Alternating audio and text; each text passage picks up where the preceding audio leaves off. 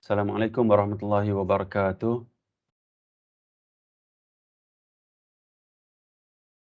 Bismillahirrahmanirrahim. Dengar kan?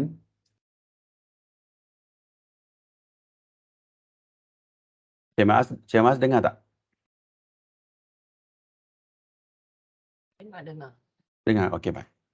Bismillahirrahmanirrahim. Innal hamdalillah nahmaduhu wa nasta'inuhu wa nastaghfiruh wa na'udzu billahi min syururi anfusina wa min sayyiati a'malina. May yahdihillahu fala mudilla lahu wa may yudlil fala hadiyalah. Wa asyhadu an la ilaha illallah wahdahu la syarikalah wa asyhadu anna Muhammadan abduhu wa rasuluh. Segala puji hanya bagi Allah, kami memujinya, memohon pertolongan dan ampunan kepadanya. Kami berlindung kepada Allah dari kejahatan diri-diri kami dan teruknya amal perbuatan kami. Barang siapa yang Allah beri petunjuk, maka tidak ada yang dapat menyesatkannya. Dan barang siapa yang Allah sesatkan, maka tidak ada yang dapat memberinya petunjuk. Saya bersaksi bahawa tiada ilah yang berhak diibadahi dengan benar kecuali Allah semata. Tidak ada sekutu baginya dan saya bersaksi bahawa Nabi Muhammad SAW adalah hamba dan Rasulnya. Ya ayyuhallazina amanu taqullaha haqqa tuqatih wa la tamutunna illa wa antum muslimun. Wahai orang-orang yang beriman, bertakwalah kepada Allah sebenar-benar takwa kepadanya dan janganlah kamu mati kecuali dalam keadaan muslim. Ya ayyuhan nasu taqu rabbakumul ladzi khalaqakum min nafsin wahidatin wa khalaqa minha zawjaha wa batha minhuma rijalan katsiran wa nisaa'a. Wattaqullaha alladzi tasaaluna bihi wal arham innallaha kana 'alaikum raqiba. Wahai manusia, bertakwalah kepada Rabbmu yang telah menciptakan kamu dari diri yang satu, yakni Nabi Adam. Dan Allah menciptakan pasangannya, yakni Siti Hawa. Dari dirinya dan dari keduanya Allah memperkembangbiakkan laki-laki dan perempuan yang banyak. Bertakwalah kepada Allah yang dengan namanya kamu saling meminta dan peliharalah hubungan kekeluargaan. Sesungguhnya Allah selalu menjaga dan mengawasimu. Ya ayyuhallazina amanu taqullaha wa qulu qawlan sadida yuslih lakum a'malakum wa yaghfir lakum dhunubakum wa may yuti'illaha wa rasulahu faqad faza fawzan 'azima. Wahai orang-orang yang beriman, bertakwalah kepada Allah dan ucapkanlah perkataan yang benar. Nescaya Allah akan perbaiki amal-amalmu dan mengampuni dosa-dosamu. Dan barang siapa mentaati Allah dan Rasulnya, maka sungguh ia menang dengan kemenangan yang agung. Amma ba'du fa inna asdaqal hadits kitabullah wa khairul hadi hadi Muhammadin sallallahu alaihi wasallam wa syarrul umuri muhdatsatuha fa inna kulla muhdatsatin bid'ah wa kulla bid'atin dhalalah wa kulla dhalalatin finnar. Sesungguhnya sebenar-benar perkataan adalah kitabullah, yakni Al-Quran, dan sebaik-baik petunjuk adalah petunjuk Muhammad sallallahu alaihi wasallam, yakni sunnah yang sahih. Seluruh perkara adalah perkara yang diada-adakan dalam agama. Setiap yang diada-adakan dalam agama adalah bid'ah. Setiap bid'ah adalah sesat dan setiap kesesatan tempatnya dalam neraka. Mukadimah ni adalah daripada hadis yang sahih. Nabi baca mukadimah perkataan-perkataan yang saya baca ni dalam setiap khutbah Nabi. So bayangkanlah setiap minggu Nabi akan baca perkara yang sama. Cuma hari ni hadis yang kita nak baca ni adalah hadis berkenaan dengan ayat yang last ni. Ada kaitan dengan yang last ni dan juga dengan benda lain lah. Cuma yang last ni dia ada sebut tentang bid'ah.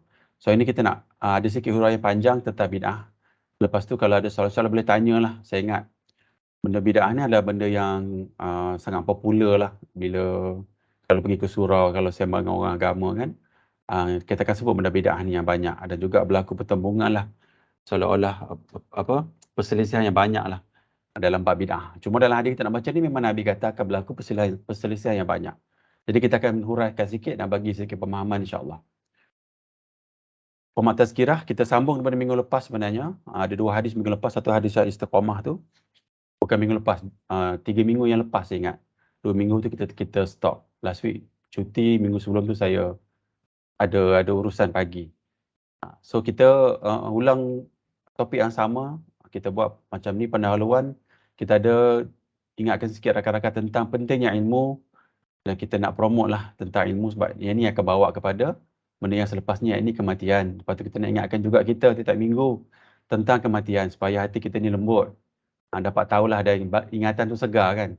Setiap minggu dengan tentang kematian, tersedar tengah tidur, kita buat istighfar. Ataupun tengah buat kerja, tiba-tiba kita akhlak kita tidak baik ataupun kita zalimi orang lain, tengok aku ni makan mati kan. Okay, kita pun istighfar, kita pun minta maaf dengan rakan tersebut lah. Nombor 2 ni hal umum, saya ada satu hadis yang nak bawa. Hadis ni saya selalu baca.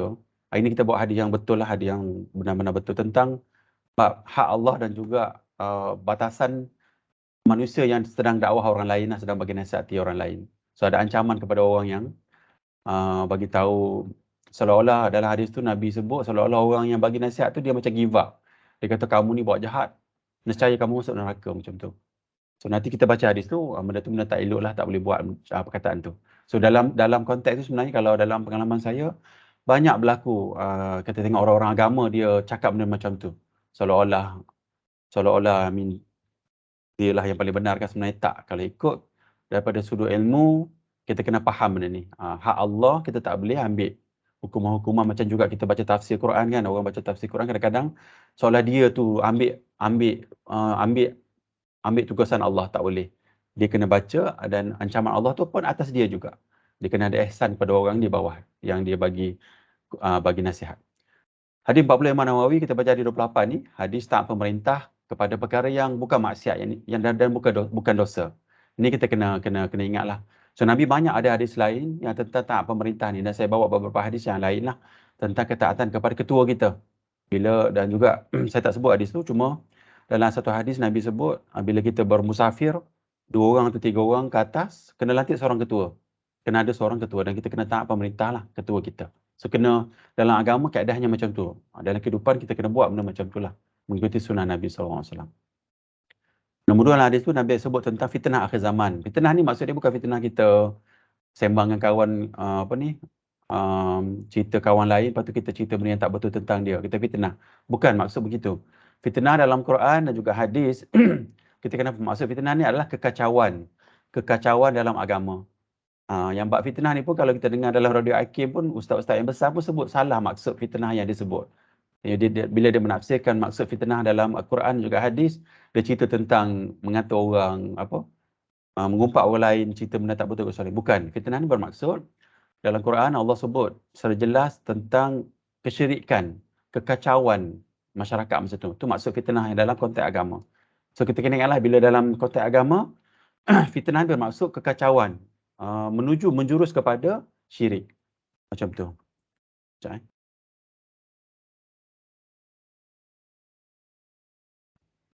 last sekali kita cerita tentang bid'ah. Yang ni ada beberapa hadis yang saya bawa lah, dan saya nak huraikan kat sini lebih panjang lah tentang bid'ah ni. Dan juga kalau ada soalan, kita boleh berbincang, boleh bersembang lah. Tak sebenarnya apa yang saya kata ni betul, tapi saya nak cerita dalam konteks ilmu lah, supaya kita faham, dan juga setakat yang saya mampu lah, insyaAllah.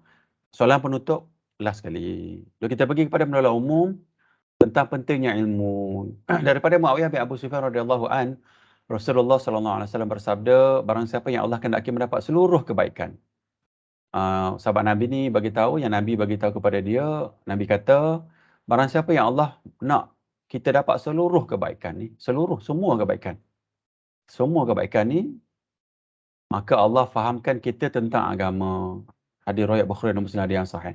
So ini matlamat kita lah, sebab bila kita faham agama, selamat kita di dunia dan di akhirat. Tidakkah agama juga ajar kita untuk cari ilmu dunia, kan? Kalau kita ingat surah Al-Baqarah tu, yang Allah, muka surat berapa tak? Yang Allah converse dengan malaikat tu, yang nak jadikan Nabi Adam tu. Yang ayat yang wa iz qala rabbuka lil malaikati inni ja'ilun fil ardi khalifah. Lepas tu dalam ayat tu Nabi sebut, Allah sebut yang Allah ajarkan nama-nama kepada Nabi Adam AS. Dan nama-nama tu sebenarnya adalah nama-nama benda dunia lah. Dan juga Allah bandingkan dengan malaikat. Adakah malaikat tahu apa yang Allah bagi tahu Nabi Adam kan? Dan Nabi Adam bagi tahu perkataan-perkataan yang diajarkan oleh Allah. Nak ceritanya, ilmu yang Allah ajar tu malaikat tak tahu pun. Dan bilalah Allah ajar ilmu pada Nabi Adam, nak tunjuknya Allah lebih tahulah daripada malaikat. Sebab Allah cipta Nabi Adam tu ada sebab dia lah. So malaikat kata malaikat tunduklah kepada Allah, betul lah apa yang Allah buat tu kan. So maksudnya ilmu ni, ilmu dunia juga adalah ilmu akhirat sebenarnya. Dia membawa kepada akhirat, sebab bila kita belajar ilmu dunia ni lah untuk kita bersiap kepada akhirat lah. Bagi makan anak isteri kan, bagi sedekah, untuk urusan kita harian kita lah. Benda macam tu, dan juga untuk kebaikan kepada akhirat kita yang terutamalah.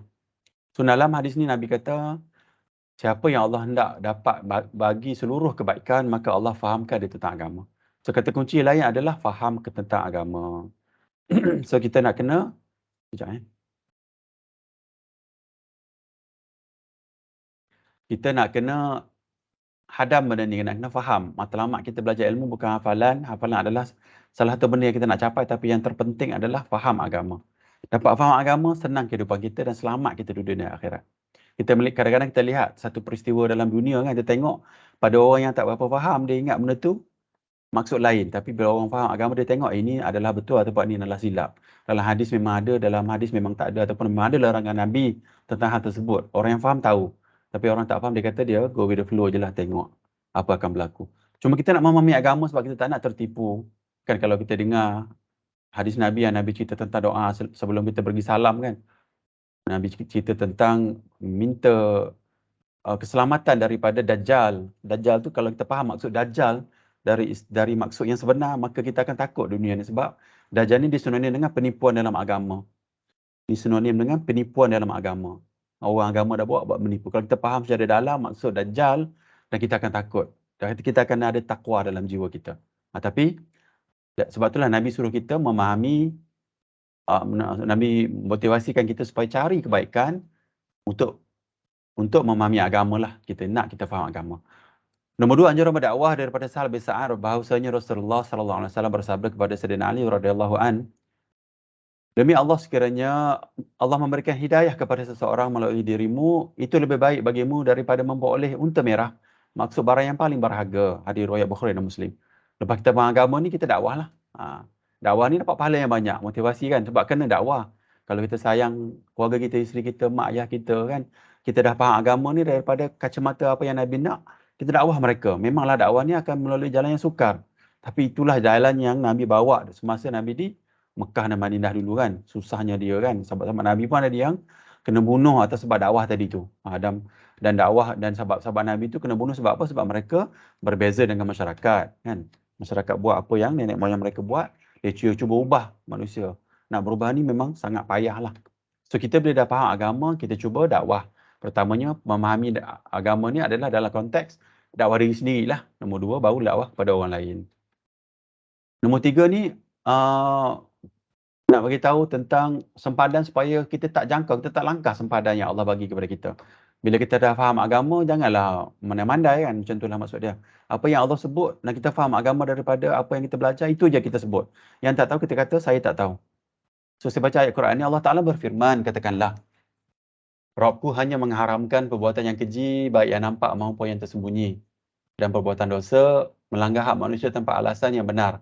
Mengharamkan syirikkan Allah dengan sesuatu yang Allah tidak turunkan hujah untuk itu. Dan ini yang poin yang saya nak sampaikan untuk dalam konteks ilmu ni lah. Dan mengharamkan mengandang-andangkan tak ada Allah apa sahaja yang tidak kamu ketahui. Ini berbicara tentang Allah tanpa ilmu. Kalau ikut ni, ulama' ni kata, sebab Allah letak hierarki ni yang teruk, sangat-sangat teruk ke bawah. Menunjukkan syirik ni lebih kurang bahaya dia daripada yang ni. Maknanya ni sangat-sangat bahaya. Sebab apa? Dia boleh buka ruang syirik ataupun fitnah ke dalam agama sangat besar. Sebab dia bagi impact kepada orang ramai. Terutama bila tokoh ataupun orang yang nak dakwah ni adalah, kalau tokoh kan, dia nak mengajar ataupun dia mengajar keluarga dia benda yang syirik. Contoh benda yang tak betul tentang Allah. Habis satu keluarga syirik. Termasuk juga orang yang kafir itulah. Kalau kita tengok, kelimah panjang sikit kan. Ustaz saya beritahu yang ustaz saya ni dia berada di US kan. Dia dalam third generation lah, daripada atuk dia, daripada keluarga dia, lepas tu dia lah. Dia kata lepas masa zaman dia ni, kalau tengok pada orang-orang lain, ramai dah yang dah almost kafir dah. Sebab mungkin ayah dia pun dengan masyarakat, lepas tu dia pun terpengaruh dengan agama tempat dia kan, di US sana. Dan juga mungkin dia mengajar benda-benda yang tak sepatutnya ada dah dalam agama, lama-lama orang tinggalkan agama. Okey, ini sempadan lah untuk kita tidak jangkau. Nombor 2, untuk kita menuju kebijaksanaan ni, untuk mengingati kematian. So dalam konteks, objektif supaya bila setiap minggu kita dengar orang beritahu tentang hadis tentang kematian tu, jiwa kita rasa lembut lah, hati kita lembut. Kita ingatlah, ya Allah, aku ni memang menuju mati kan. Kita tengok orang rakan-rakan kita pun dah meninggal dunia kan. Kita tengok jiran-jiran kita, saudara kita ramai yang meninggal dunia hari ni. Kita tengok supaya hati kita ni lembut, ingat mati dan kita beramal macam tu. Nabi SAW bersabda, perbanyakkanlah mengingati pemutus kelazatan, yakni kematian. So dalam konteks hari ni kita baca hadis ni, kita nak beramal dengan hadis ni. Hadis ni hadis yang sahih. Kita nak beramal dengan hadis ni. Setiap minggu kita dengar hadis peringatan, tazkirah tentang kematian. InsyaAllah supaya hati kita ni lunak dengan berita-berita kematian dan kita ingatlah mati dan kita persiapkan diri kita. Dari Ibnu Umar radhiyallahu anhu, ia berkata, saya pernah bersama Rasulullah sallallahu alaihi wasallam, lalu seorang Ansar mendatangi beliau. Ia memberi salam dan bertanya, wahai Rasulullah, mukmin manakah yang paling baik? Beliau bersabda, yang paling baik akhlaknya. Lalu mukmin manakah yang paling cerdas, cerdik, paling genius ni? Dia kembali bertanya. Beliau bersabda, yang paling banyak ingat mati dan yang paling baik dalam persiapkan diri untuk alam berikutnya. Itulah mereka yang paling cerdik. So menunjukkan yang nombor 2 ni, pertama ni tentang orang yang paling baik lah, orang yang paling baik akhlak lah. Nombor 2 ni yang kita nak fokus kat sini lah. Orang yang paling cerdik adalah dalam konteks agama adalah orang yang paling banyak ingat mati dan juga dia paling baik dalam persiapkan. Paling baik ni adalah ambil benda yang paling sahih lah. Benda yang kita tak nak ada bid'ah dalam alam amalan ibadat kita. So nanti kita nak cerita tentang bid'ah sebab bid'ah ni adalah berlawanan dengan sunnah. Kena ingat, bid'ah lawannya sunnah. Saya pernah cerita lagi kan, masa pun bukan ada sangat kan nak cerita pengalaman pula. Saya pernah tanya seorang ustaz tu, dia masa tempat bid'ah dia syarah hadis nombor 5 dalam kitab ni lah. So masa tu tengah cari-cari dan saya pergi ke kelas-kelas yang ustaz-ustaz yang syarah-syarah hadis 40 ni lah. Saya pergi. Ada seorang ustaz tu dia cerita tentang dia cerita tentang bid'ah. Saya tanya dia tentang bid'ah, lepas tu dia quote hadis yang cerita tentang sunnah hasanah. Lepas tu dia kaitkan dengan bid'ah. Saya kata, hadis tu tentang sunnah hasanah, kenapa nak cerita tentang, nak samakan dengan bid'ah hasanah? Lepas tu dia marah saya, dia kata, awak kena belajar bahasa Arab. Saya kata macam, saya krik jugalah, saya macam, betul ke dia ni kan ajar? So maksud dia, nak ceritanya bab ilmu lah.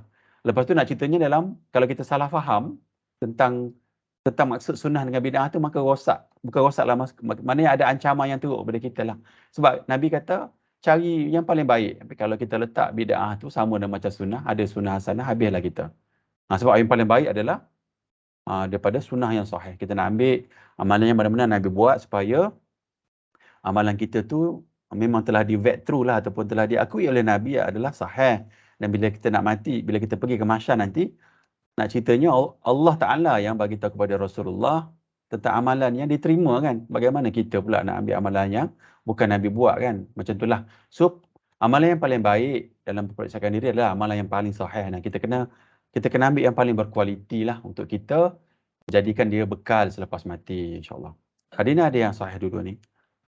So, ini perjalanan kita menuju ke, insyaAllah ke syurga lah kita nak ke sini. Dan juga Allah ringankanlah hujan kita di alam kubur ni. Sebab dalam hadis yang sahih Nabi sebut, semua orang ada ujian dalam kubur. Termasuk Nabi sendiri, termasuk semua orang kena ada ujian, kepayahan dalam kubur. Ada fitnah kubur, kepayahan dalam kubur.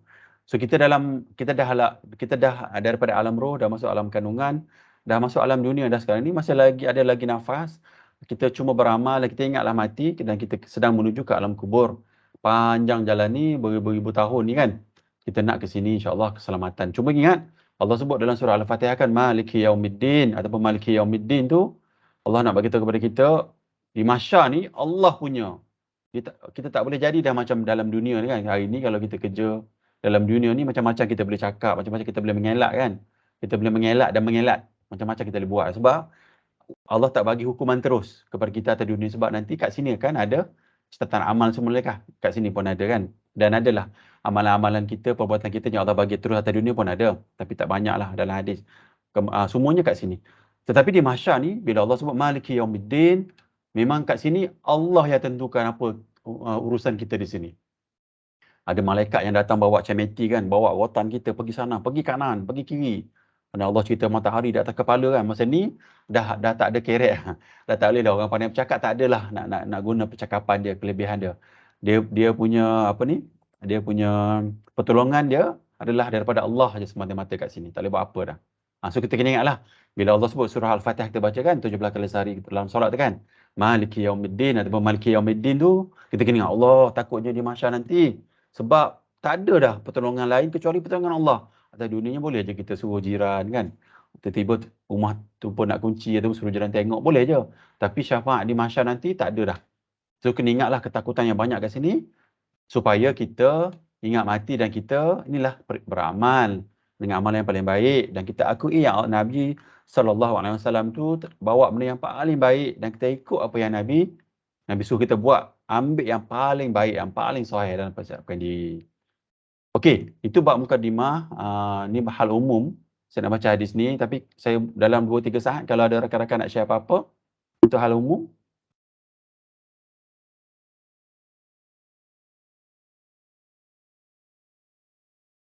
Okey, kalau tak ada kita baca hadis ni. Hadis ni banyak saya sebut dalam sesi ni. Cuma saya tak ambil hadis yang penuh lah.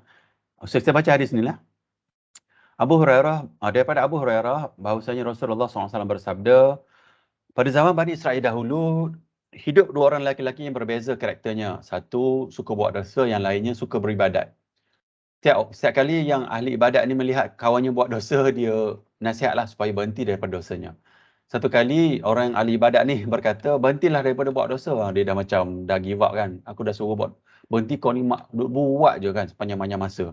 Dia menjawab, jangan pedulikan saya. Terserah Allah lah akan perlakukan saya bagaimana. Allah lah bagi hukuman kat saya, tak kisahlah. Macam itulah maksud dia, macam orang ni jawab kasar jugalah. Memangnya engkau diutus Allah untuk menguasai apa yang aku lakukan. Dia kata, betul lah, kau memanglah kawan baik. Lepas tu kau memanglah nak dakwah saya kan, macam itulah maksud dia. Laki-laki ibadah tu menambah, ni dia sebut. Laki ibadah ni sebut perkataannya tak sepatutnya dia sebutlah sebagai seorang pemberi nasihat. Demi Allah, dosamu tidak akan diampuni olehnya. Atau kamu tidak mungkin masuk dalam syurga Allah. Dia sebut macam ni. Kemudian Allah mencabut nyawa kedua orang itu dan mengumpulkan keduanya di hadapan Allah Rabbul Alamin. Allah Ta'ala berfirman kepada lelaki ahli ibadah tadi, yang cerita ni. Apakah kamu lebih mengantuk daripada aku? Allah Ta'ala ni kita kena hati-hati yang banyak sebab dia tak mahu hamba dia melebihi dia. Tak mahu Allah, dia ada hak-hak dia yang kita kena jaga. So Allah tanya orang tu, apakah kamu lebih tahu daripada aku? Sebab tu macam saya sebut tadi kan, yang orang bagi ceramah, baca tafsir, dia tak boleh letak diri dia sebagai macam Tuhan. Dia tak boleh. Dia kena letak dia sebagai hamba juga. Bila bercerita ayat-ayat Allah juga. So sama juga Allah sebut ni, apakah kamu lebih tahu daripada aku? Ataupun kamu dapat merubah apa yang berada di dalam kekuasaan tanganku. Maknanya Allah tanya, bolehkah kamu ubah takdir ni? Macam itulah kan Allah bagi ancaman kepada orang tadi. Yang bagi nasihat kepada rakan yang buat maksiat tadi. Kemudian ahli maksiat kepada ahli maksiat Allah berfirman, masuk kamu dalam syurga kena rahmatku. Maknanya Allah bagi orang yang buat maksiat tadi masuk syurga. Lepas tu sementara pada ahli ibadah, masuklah orang yang dalam neraka. Maksud macam tu. So ada ni ada yang sahih. Dan hal umum ni nak ceritanya tentang kita tak boleh ambil hak Allah. Kita tak boleh juga apa ni orang kata, kita kan suka chop orang kan. Kita kan brand orang tu kan. Oh ni wabi, oh ni teruk, ni tu ni. Oh ni kafir, oh ni buat macam ni macam ni. That's why kita tak boleh buat macam tu. Bila kita dalam konteks agama ni ataupun dalam nak berjinak dengan agama, nak dakwah orang, kena ingat hadis ni. Kita bersabar dan kita ingat selagi banyak, sebab hati ni Allah yang akan buka kan untuk dia berubah. Dan kita kena ingat juga kita dapat pahala atas urusan dakwah kita lah, macam tadi yang kita sebut kan, yang kita baca hadis ni. Hadis yang Nabi kata unta ni yang paling bahagia. Tak apalah, hati tu Allah yang buka. Kita buat je, tak kisahlah 5 tahun ke 10 tahun, kita sabar je. Sebab apa? Habuan kita adalah mana tadi? Habuan kita adalah pahala tu, kita nak pahala. Memanglah kita rasa kecewa, frustration kan, sebab kita sayang kat saudara kita yang tak berubah tu. Tapi kita kena faham juga Allah yang akan buka hati mereka. Allah yang buka hati mereka. Seperti mana Allah buka hati kita untuk agama. So kita kena ingat yang tu. Dan juga kita tak boleh ambil hak Allah. So harapannya hal umum ni dapatlah manfaat kepada rakan lah. Okey. Okey, kita pergi kepada hadis yang kita nak baca ni. Ada 30 minit lebih, 36 minit ni. InsyaAllah sempat lah. So kita masih lagi dalam kitab hadis 40 ni, hadis 40 Imam Nawawi. Yang hijau ni kita dah baca. Hari ni kita dah baca 29 hadis lah pada setakat hari ni. Hari ni kita nak baca hadis 28, berpegang kepada sunnah saya. Dan beberapa hal yang lain lah ada dalam hadis ni. So yang biru ni nanti kita akan baca. InsyaAllah mungkin habis tahun ni habis lah kot. Kalau tak pun kita pergi tahun depan lah biar berterusan kan. So hadis kita nak baca ni, saya baca hadis ke-28. Daripada Abu Najih Al-Irba bin Sairah radhiyallahu anhu, dia berkata,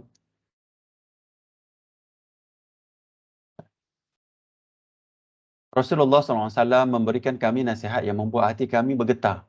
Nabi ni masa dia baca hadis ni, Bila sahabat dengar suara Nabi dengan juga reaksi muka Nabi tu, hati rasa bergetar ni. Dan air mata kami berlinang. Kena imagine macam tu lah kan. Sebab kita tak ada dah depan Nabi ni kan. Dan mata kami ni, keluar air mata kita ni. Kita dengar cerita Nabi. Masa Nabi sebut hadis ni, maknanya kesungguhan Nabi sebut hadis ni. Dan kita nak lah dalam jiwa kita ni, bila kita mendengar, baca hadis ni, kita nak biar kita rasa macam sahabat je. Tak dapat pun tak apa. Tapi kita nak macam tu lah perasaan dia. Maka kami berkata, ya Rasulullah, seakan-akan ini merupakan nasihat perpisahan. So macam Nabi nak berpisah dah ni kan. Macam Nabi nak meninggal dah ni.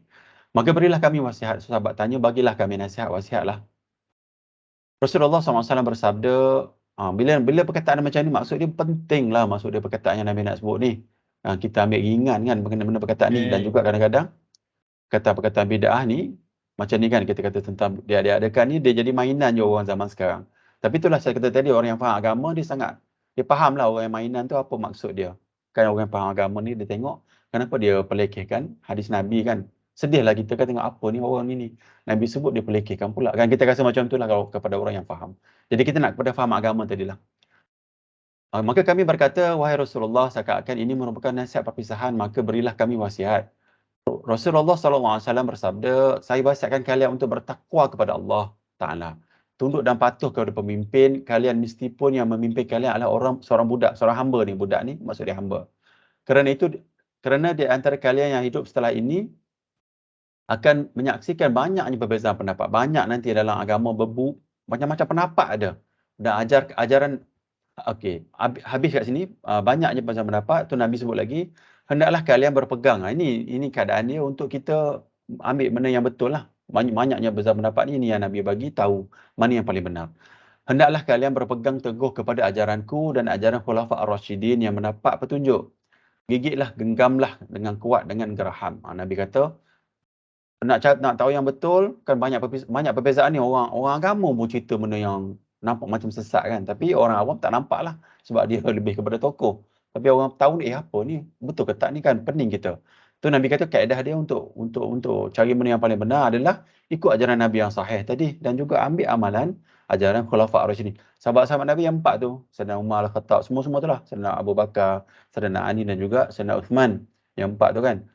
Gigitlah geraham. Maknanya gigitlah pegangan mereka ni juga hadis Nabi ni dengan kuat. Dengan geraham. Sebab kalau tak gigit memang akan terlepas. Memang akan kita terpengaruh dengan ajaran yang pelik-pelik ni.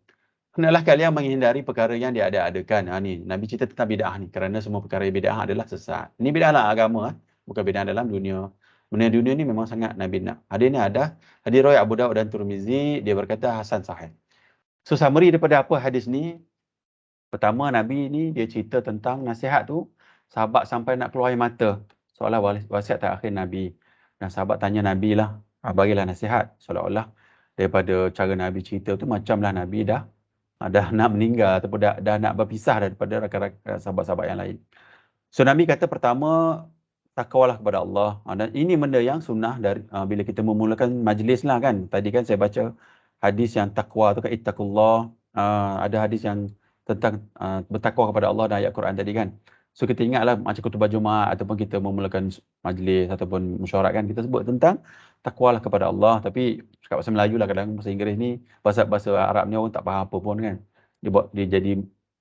Dia tak ada perasaan apa pun bila kita sebut takwalah Allah, jangan buat macam ni baru kita faham.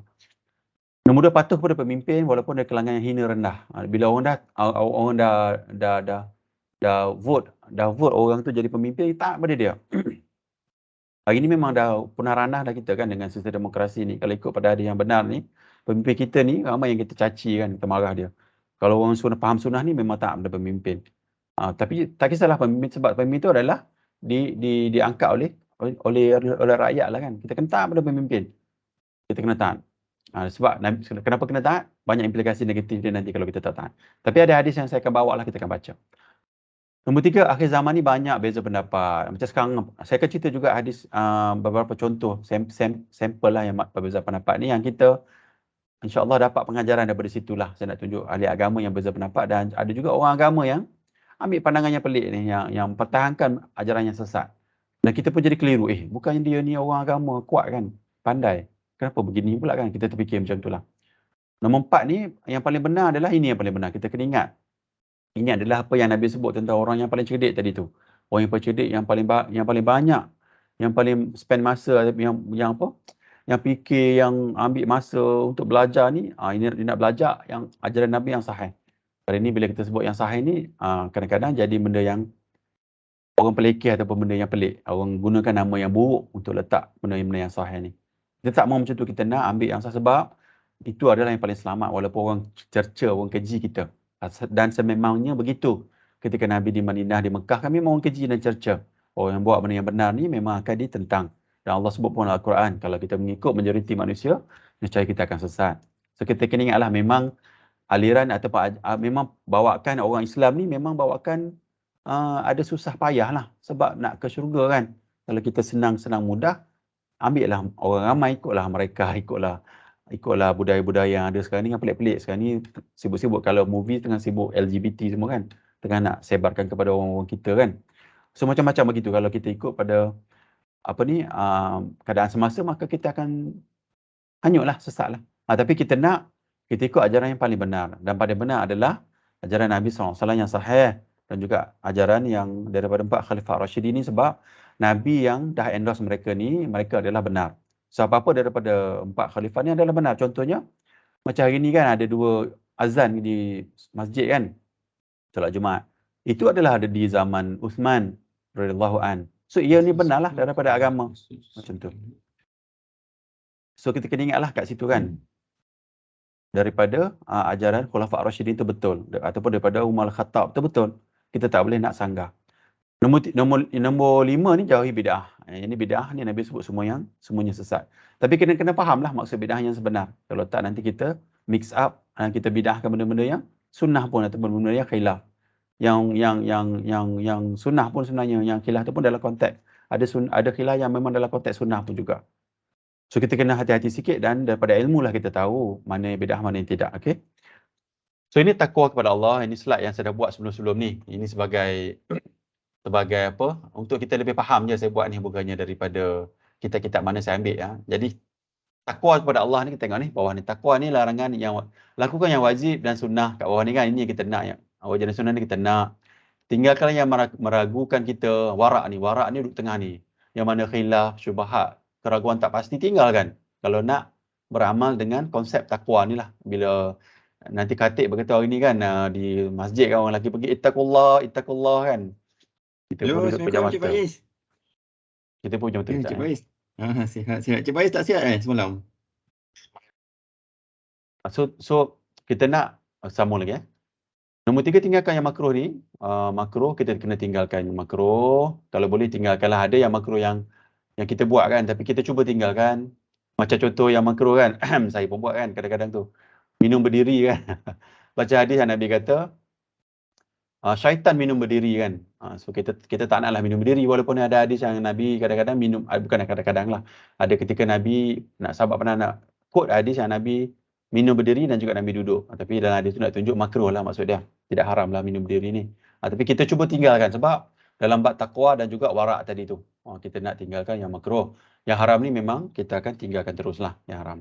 So bersifat seperti apa yang Allah nak kita. Dan juga kita kena ingatlah Allah sedang perhatikan kita kan dalam hadis. Nanti kita akan baca hadis yang pertama ni. Ni nombor 2 ni akan cerita tentang solat, tentang ihsan ni.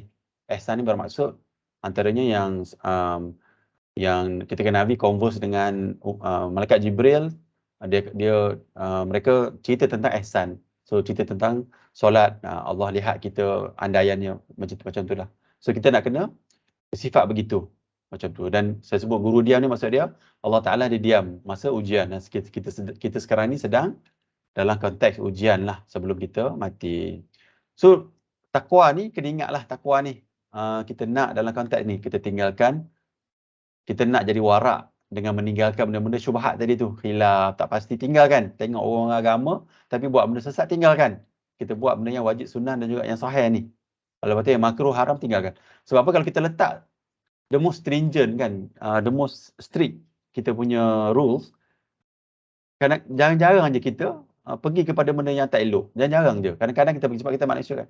Tapi kalau kita letak yang sangat loose, maka banyaklah akan pergi kepada benda yang tak elok. Macam hadis Nabi sebut dalam hadis 40 kan, Nabi kata, yang analogi yang Nabi buat, kambing berjalan di tepi bukit tu. Walaupun kita kata tak jatuh, kambing kita dia pandai, tapi kebarangkalian dia jatuh tu adalah mungkin setahun 3 kali jatuh. Masuk dalam bab haram kan. Tapi kalau kita letak kambing kita di padang yang rata kan, tak ada gaung, memang takkan jatuh punya kambing tu. Itu analogi yang kita kata. Kita letak tempat yang paling selamat, yang ni kita letak wajib dan sunnah, dan jaga-jaga jangan pergi kepada makruh, syubhat tak pasti ni. Itulah benda yang saya faham tentang takwa. Okey, kita pergi kepada nombor 2 ni. Daripada kita dah cerita tentang takwa, kita nak cerita tentang patuh kepada pemimpin pula. So saya ambil beberapa hadis dalam Al-Quran lah tentang patuh kepada pemimpin. Allah Ta'ala berfirman, wahai orang yang beriman, taatilah Allah dan taatilah Rasulnya dan ulil amri di antara kamu. So kita nak kena taat ketua kita. Sama juga dalam tempat kerja kita ada ketua kita adalah supervisor. Kita ada eksekutif kita ada manager kita ada senior manager kita ada yang ke atas lah, kita kena taat mereka. Tapi ketaatan tu hanya kepada benda yang ma'ruf. Nanti saya tunjuk hadis dia. Benda-benda yang maksiat ni kita tak boleh taat lah. Nombor 2, beliau Nabi SAW bersabda, nanti setelah saya akan ada seorang pemimpin yang tidak mendapat petunjukku dalam ilmu dan tidak pula melaksanakan sunnah dalam beramal lah. Nanti akan ada di tengah-tengah mereka orang-orang yang hati syaitan. Akan ada orang dalam hati syaitan. Kena ingatlah, syaitan ni bukannya bermaksud syaitan yang gaib tu. Manusia pun boleh jadi syaitan juga. So hati orang ni memang jahat lah, hati syaitan. Nama jasad manusia. Saya berkata, ni sahabat ni, saya tak tulis nama sahabat ni. Wahai Rasulullah, apa yang harus saya lakukan jika saya jumpa pada zaman seperti itu? Beliau bersabda, dengar dan taatlah kepada pemimpinmu. Walaupun orang ni membiarkan kafir ke apa kan. Dia memang tak ikut sunnah, dia memang kafir kan. Tapi dia ketua kita. Dengar dan taatlah pada pemimpinmu. Mana Nabi kata taat juga kepada dia. Walaupun mereka menyiksa belakangmu lah dan mengambil hartamu, tetaplah mendengar taat pada mereka. Cuma yang ni kena taat dalam bab ma'ruf saya sebut tadi. Kalau dia tiba-tiba dia buat benda-benda yang pelik-pelik. Dia marah kita benda-benda yang kita, walaupun kita betul kan. Dia belasah je. Tapi kan kita cuba dakwah, bukan dakwah lah, kita maksud dia macam dia suruh buat benda yang betul tapi kita tak setuju. Nabi kata kita kena ikut juga dia. Pokok mana pun. Kecuali benda-benda yang maksiat. Nabi SAW bersabda, ni yang saya nak sebut yang batasan untuk kita akurlah kepada ketua kita. Ini sebenarnya bukan untuk ketua saja tapi untuk semua keadaan sebenarnya. Rasulullah SAW bersabda, tidak ada kewajipan taat dalam rangka maksiat kepada Allah. Ketaatan hanya perkara yang ma'ruf, yang bukan maksiat. Tak kira lah siapa-siapa kan, mak ayah kita ke, tak kira lah siapa-siapa pun pemimpin. Tapi kena ada hikmah lah. Tapi ada tempat pun tak perlu ada hikmah pun, kena bantah terus sebab kita nak beritahu yang kita ni memang benda tu haram. Kita takut nanti orang salah faham, semua nak hikmah, semua tak nampak penentangan tentang maksiat. Kan kita ada cerita yang ini yang ada di bawah ni kan. Kita tentang dalam rupanya dalam niat kita ni, kita cuma nak diam je sebab selama-lama iman je. Kita tak maulah, kita naklah iman kita tu meningkat kan. Dan dakwah ni dia tak bolehlah asyik diam je. Kita kena, mana dakwah ni kalau diam tak jadi dakwah lah, maksud dia iman lemah. So iman lemah macam mana kita nak dakwah? Soalan nombor 2, Rasulullah SAW bersabda, seorang Muslim wajib mendengar dan taat dalam perkara yang disukai atau benci selama tidak ada perintah untuk bermaksiat. Apabila diperintahkan untuk bermaksiat, maka tidak ada kewajipan mendengar dan taat. Maksiat ni bermaksud benda yang dosa lah. Benda-benda yang dosa dalam kehidupan kita. So, macam-macam lah kan. Dia suruh menipu, dia suruh macam-macam lah. Prosedur, dia suruh tak ikut prosedur, macam-macam lah. Dalam agama, buat dosa, macam-macam. So, maksiat ni adalah dalam konteks yang sangat besar. Yang bukan halal lah. Yang tadilah yang kita tunjuk kat sini. Dia pergi kepada haram. Ataupun yang syubhat-syubhat ni. Yang syubhat ni kadang-kadang menuju kepada haram. Niat untuk haram tapi dia tipu dari sudut teknikal. Kadang-kadang macam tu orang buat kan. So kita kena hati-hati sikit lah. Okay. So hadis yang bawah ni, barang siapa di antara kalian melihat kemungkaran, hal yang keji dan buruk, maka hendaklah dia mengubah kemungkaran itu dengan tangannya. Ini tingkatan iman lah. Kalau tengok benda yang tak elok, kita ubah dengan tangan. Namun jika tidak mampu, maka dengan lisan. Kalau tidak mampu, maka dengan hati. Tapi dengan hati itu adalah selama-lama iman. Okey, ini bab patuh dan taat kepada pemimpin. So, poin dia kita kena taat selagi tidak dalam perkara maksiat ataupun dosa. Nombor 3 yang akhir zaman ni. Akhir zaman banyak beza pendapat. Ni saya sudah ambil dalam 3 minggu lepas kot. Tapi saya nak ceritakan lagi sebab ada yang sama. Yang paling benar adalah sahabat-sahabat Nabi ni lah yang kita sebut tadi. Contoh dia yang pelik ni, yang kita pening kan. banyak pendapat.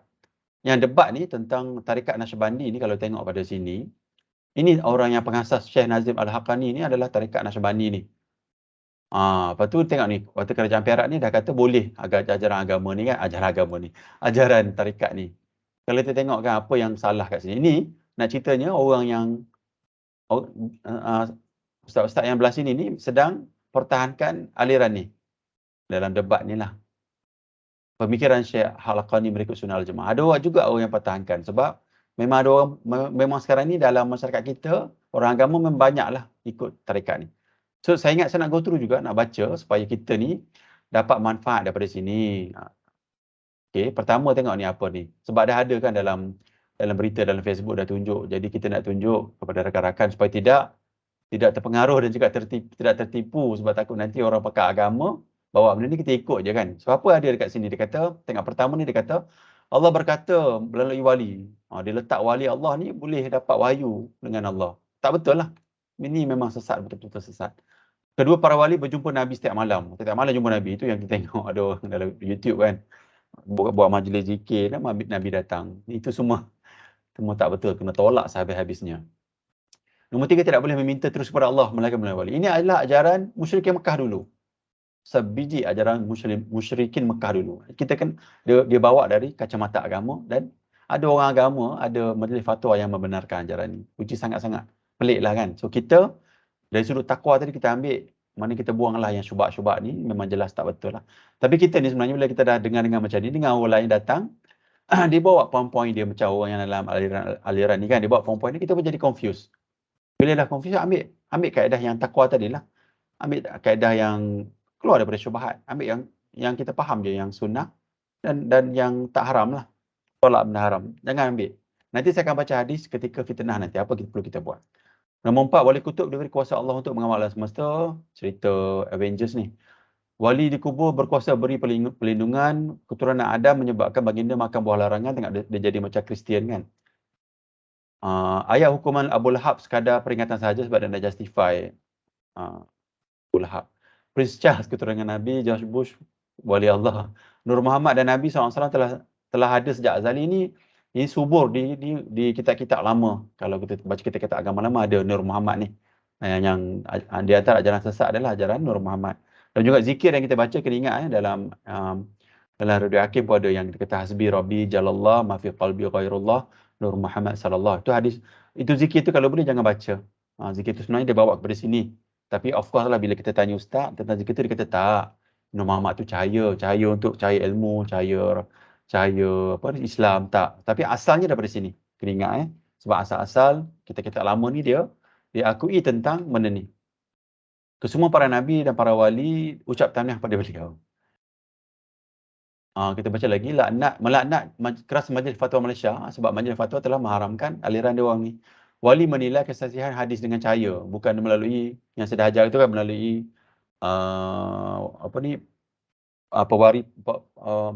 melalui sanad-sanad ataupun maksud hadis, tidak melalui wali, dia kata. Pelik lah. Allah beri kuasa takbir alam melalui amalan rabitah. Saya tak maksud rabitah, tapi maksud dia adalah amalan-amalan pelik yang mereka buat, ada konsep-konsep pelik yang mereka buat. Membuat banyak ramalan palsu, banyak berlaku lah dia buat ramalan dia. Nabi Isa AS muncul dan memerintah pada tahun 2050. Imam Mahdi berada dalam gua bersama 99 khalifah. Gua dijaga para jin. Tengok dia buat ramalan-ramalan pelik. Perbaikan dengan Mahdi, dia dah berbaikan dengan Mahdi tahun 1960 dulu. Kat sinilah berjumpa secara spiritual, dia kata. Kemunculan Imam Mahdi 99 dan memuji khusus pengikut beliau. Imam Mahdi bertarikat Naqsyabandi. Amalan bersuluk ni, yang duduk seorang-seorang, dia boleh 6 kuasa luar biasa. Dia pernah duduk bersendirian dan Allah bagi kuasa kat dia. Nampak Lauh Mahfuz.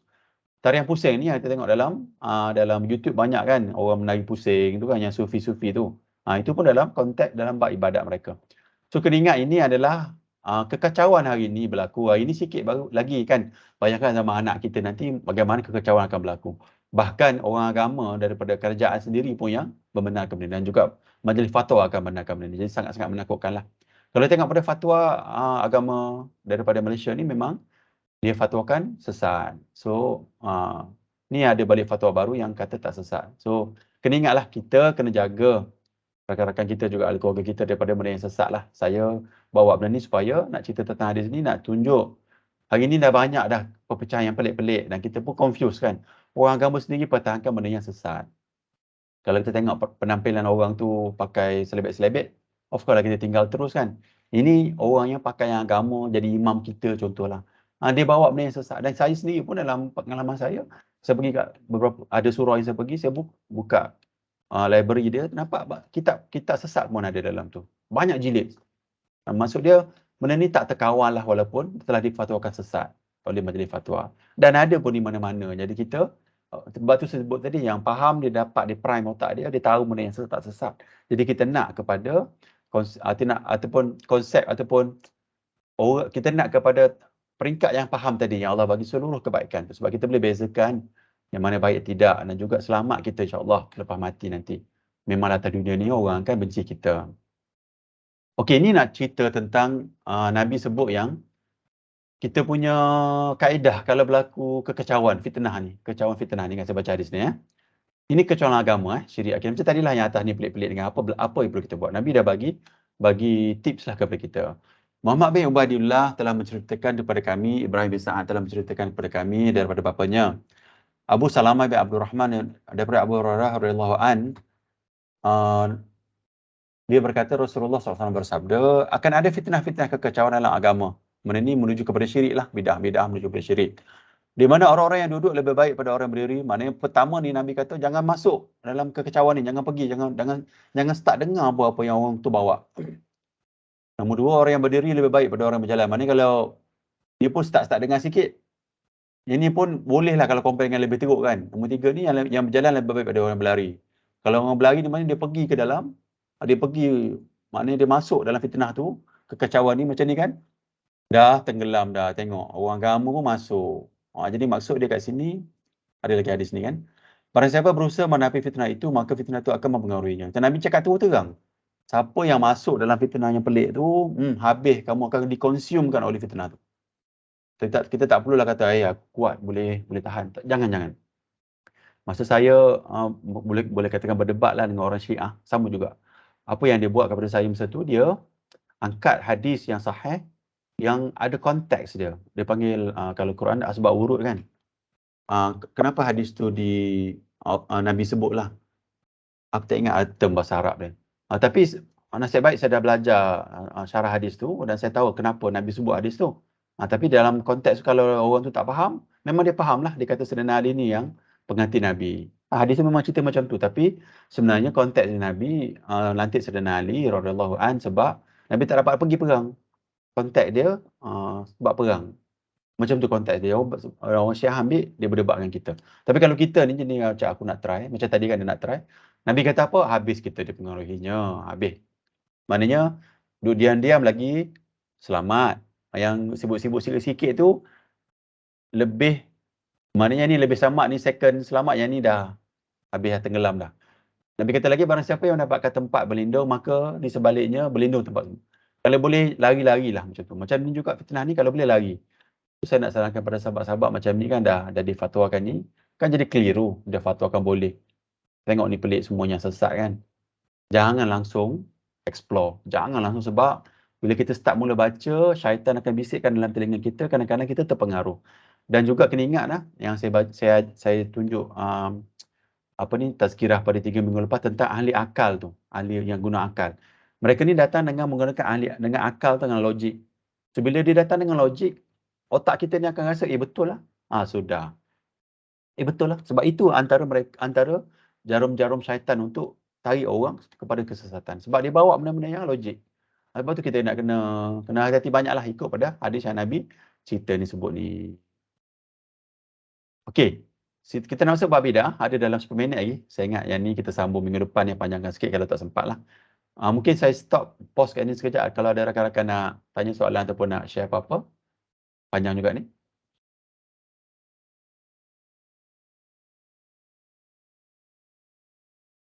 Okey, kalau tak ada, kita terus masuk bab yang last kali Nabi sebut ni. Kena ingat ini yang Nabi sebut dan fahamkan. Bayangkanlah di zaman Nabi baca khutbah ni, yang saya baca yang awal tadi kan, setiap kali Nabi nak baca khutbah Jumaat kan, Nabi kata ni. So maknanya bila banyak kali Nabi sebut, menunjukkan besarlah benda ni kan. Dan menunjukkan ramailah orang akan terpengaruh. Kan? Macam mak kita lah analogi saya buat kan. Mak kita jangan sebut jangan. Tendensi dia kita akan buat besarlah. Mungkin kita tak buat kan, mungkin orang lain buat. Tapi menunjukkan begitulah. Mungkin Nabi dia sebut kat sahabat Nabi, sahabat-sahabat tak buat lah kan. Tapi orang lain yang bukan sahabat, majoriti buat. Jadi takutlah kita. So bila Nabi sebut banyak kali menunjukkan betapa Nabi nak supaya kita ni tak buat lah, ataupun Nabi suruh kita buat lah. Tapi dalam bab ni Nabi suruh kita tak buat. So jauhilah bid'ah. Okay, apa kita kata, apa yang saya dapat daripada kitab ni lah, Al-I'tisam ni, saya ada kitab dekat rumah. Definisi bid'ah ni kita baca sikit dalam konteks ilmu. Menurut bahasa Arab, sesuatu yang dilakukan tanpa ada contoh sebelumnya. Yang ni kalau dalam bab agama, tak nak lah, tak boleh. Tapi dalam bab dunia, sangat-sangat maulah sebab kita nak maju kan, wifi. So semua ni sangat membantu kita kan, contohnya. Menurut syarak, Imam Asy-Syatibi dalam kitab beliau Al-I'tisam mendefinisikan bid'ah sebagai jalan dalam agama yang dia reka. Bentuknya menyerupai syariat. Macamlah agama bentuk dia, tapi dia reka. Dan dilakukan dengan tujuan untuk berlebihan dalam beribadat kepada Allah. Maksud dia, definisi bid'ah. Kita baca sekali lagi. Jalan dalam agama yang direka-reka, bentuknya menyerupai syariat. Dan dilakukan dengan tujuan untuk berlebihan dalam beribadat kepada Allah Ta'ala. Sekali lagi, jalan dalam agama, maksud bid'ah ni, ikut Imam Asy-Syatibi ni, Imam mazhab Syafi'i.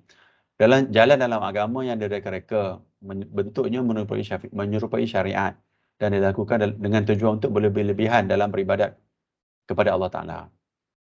Bahaya bid'ah ni, berkata Sufyan Ats-Tsauri rahimahullah, ini tabi'in, tabi'in kot ni. Bid'ah itu lebih dicertai oleh iblis dari maksiat, kerana orang yang bertaubat daripada maksiat, tetapi tidak daripada bid'ah. Tapi ni sebenarnya apa yang disebut ni adalah hadis. Saya dah ambil hadis dia. Ini ada Nabi sebut dalam hari ni hadis sahih. Nabi kata, Nabi SAW bersabda, sungguh Allah menghalang taubat dari setiap pelaku bid'ah sampai ia meninggalkan bid'ahnya. Sebab apa? Sebab orang buat bid'ah ni, kalau ikut definisi dia duduk dalam keadaan syok. Dia kata benda yang dia buat tu adalah agama. Dapat pahala kan? So bagaimana dia nak bertaubat? Bahkan apa yang dia faham tu adalah pahala kan? Memang takkan bertaubat punya. Tapi orang buat maksiat ni, dia tahu isap rokok, marah isap rokok kat aku kan. Isap rokok, isap vape, buang sampah mata rata kan. Ganggu orang bising, contohlah, tak solat, benda tu. Tapi dia tahu, dia memang tahu. Dia memang tahu tu maksiat. Tapi dalam bab konteks bid'ah ni, dia tak tahu pun dia buat bid'ah. Orang cakap dia bid'ah pun dia akan marah balik. So kena ingatlah, yang pertama ni, Imam Sufyan Ats-Tsauri ni kata sebenarnya daripada hadis Nabi ni. Tak apa, saya tak baca yang bawah ni. Kita baca hadis ni lah sebagai benda yang menjadi satu pegangan kita lah. So Nabi kata, saya baca sekali lagi, Rasulullah SAW bersabda, sungguh Allah menghalang taubat dari setiap pelaku bid'ah sampai ia meninggalkan bid'ahnya. Ingatlah, sebab dalam konteks bid'ah ni adalah orang tu sangka dia agama. Ni nak cerita tentang kita kena ikut Nabi lah sepatutnya. Kita kena letak iman kita ni memang absolut kepada Rasulullah SAW. Apa yang Nabi nak. Bid'ah ni kita letak jauh-jauh. Sebab sunnahnya adalah lawan kepada bid'ah. Allah Ta'ala berfirman, dan telah kami turunkan kepadamu Alkitab, yakni Al-Quran, untuk menjelaskan segala sesuatu. Dan sebagai petunjuk serta rahmat dan kabar gembira kepada orang-orang yang berserah diri. So maknanya Quran ni Allah bagi dah kepada Nabi untuk kita. Kita ikutlah apa yang Quran ni, janganlah ambil benda bid'ah. Pada hari ini telah saya sempurnakan untukmu agamamu dan telah saya cukupkan atasmu kenikmatanku. Dan saya redha Islam sebagai agamamu. Nabi sebut ni, so kita baca ni dalam antaranya dalam zikir pagi yang kita baca kan bawah ni. So kita kena ingatlah yang Nabi ni dah complete lah agama ni, tak perlu dia tukar tambah. So ini antara saranan nak tunjuk konsep agama ni supaya kita sentiasalah pegang kepada konsep ni, teguh kepada foundation ni. Kita tak mau buat benda bid'ah. Ada Nabi nak lagi? Saya cerita satu slide ni, lepas tu next week insyaAllah kita sambung lah. So ini yang saya ambil daripada saya buat brainstorming sendiri-sendiri. Inilah kenapa berlaku bid'ah. Dan saya buat contoh, kita tunjuk contoh supaya kita faham kan. Boleh relate dengan contoh. Yang ni dan saya ambil contoh. Punca bid'ah, satu hari dhaif, hari palsu. Orang nak beribadat tapi rupanya hari tu dhaif kan. Orang nak beribadat rupanya hari tu palsu. Orang nak beribadat, patut tokoh agama yang reka-reka kan, baca-baca pelik-pelik ataupun baca-baca ayat ni sekian-sekian, ada fadilat contohnya lah. Ataupun mimpi-mimpi dia kan. Ada orang mimpi-mimpi dia pun ikut. Ni mimpi-mimpi dia ikut sebagai dia rasa jadi benda pahala kan. Nombor 3 nombor 4 ni ikut-ikutan ikut ayah dia ke mak dia ke ataupun orang agama dia ikut je. Sebab dia nak duduk dalam masyarakat kan. Amalan turun-temurun. Ini yang dalam masyarakat jahiliah dulu amalan turun-temurun. Orang buat je. Bid'ah, lepas jadi bid'ah jadi syirik. Tajuk dengan tokoh dia tajuk. Ini kena ingat ni adalah antara jalan Dajjal. Dajjal datang nanti dia buat benda yang ketakjuban manusia. Manusia ketika masa Dajjal datang tu orang tengah desperate kan, lapar, dahaga semua dan nak pada agama, tengok Dajjal datang turunkan hujan. Masya Allah, Allah turun hujan dapat minum semua kan. Dan Dajjal buatlah belakang tangan kanan adalah neraka, tangan kiri syurga kan. Orang masuk banyak ke tangan kanan dia lah. Takjub walaupun bentuk rupa Dajjal adalah buruk. Orang takjub ni kena ingat. Kadang orang takjub kat Malaysia, bukan kat Malaysia lah, kat dalam Nusantara ni kan, air liur untuk guru kan, ludah-ludah dalam air. Kita pun minum kan. Sebab takjub dengan tu, sebab dengan cerita-cerita yang pelik-pelik daripada orang cerita kepada dia kan, karomah sana, karomah sini, orang takjub. Kena ingatlah, punca bid'ah antaranya adalah takjub. Last sekali, kejar fadilat palsu, makrifat macam-macam ni. Yang kalau belajar aliran sesat ni, dia adalah makrifat lah macam-macam, fadilat palsu yang alam ghaib pelik-pelik ni.